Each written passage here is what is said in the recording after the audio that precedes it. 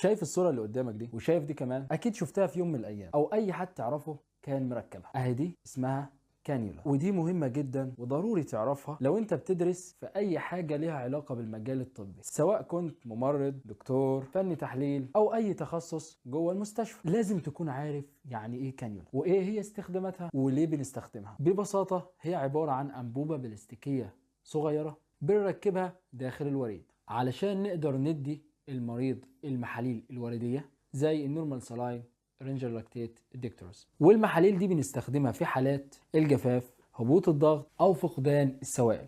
وكمان بنستخدم الكانيولا في اعطاء الادويه الورديه زي المضادات الحيويه، مسكنات، ادويه القلب، وادويه الطوارئ. وكمان بنستخدمها في نقل الدم خصوصا في حالات النزيف والعمليات وحالات الانيميا الشديده. وبرضه بنستخدمها قبل العمليات علشان يكون في خط وريدي جاهز لو احتاج المريض أي أدوية أو سوائل أثناء العملية. وكمان في حالات الطوارئ والإنعاش زي الصدمة، السبسس، هبوط الضغط الشديد، والحوادث. وبرضه بنستخدمها في سحب عينات الدم، العلاج الكيماوي، التغذية الوردية TPN، وكمان في إعطاء صبغات الأشعة. ولو عايز تعرف عن صبغات الأشعة في فيديو إن شاء الله ينزل كمان يومين، اعمل متابعة عشان ما يفوتكش اي جديد. ودي تقريبا اهم استخدامات الكانيولا. وطبعا الكانيولا لازم تتركب بطريقه معقمه ونظيفه علشان نتجنب اي عدوى او التهاب في الوريد. تعال بقى اعرفك على شكلها والمكونات بتاعتها، وهي بسيطه جدا وما فيهاش اي تعقيد. اول جزء الابره، ودي بتكون معدنيه، ودي اول حاجه بتدخل الوريد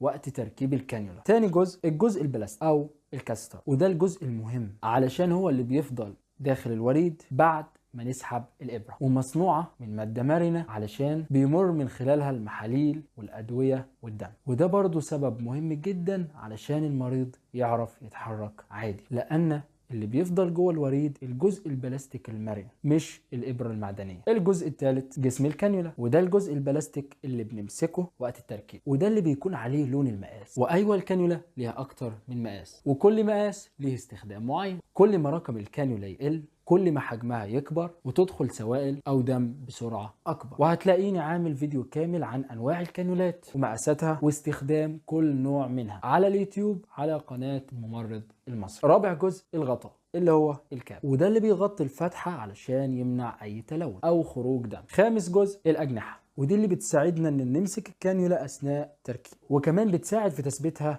اثناء استخدام اللاصق الطبي. وبس كده، دي كانت مكونات الكانيولا بشكل بسيط وسريع. اما بالنسبه لطريقه وخطوات تركيب الكانيولا فهتلاقي فيديو كامل موجود على الصفحه. اعمل متابعه، سيف الفيديو علشان ترجع له وقت ما تحتاج. وبس كده، اتمنى تكون استفدت.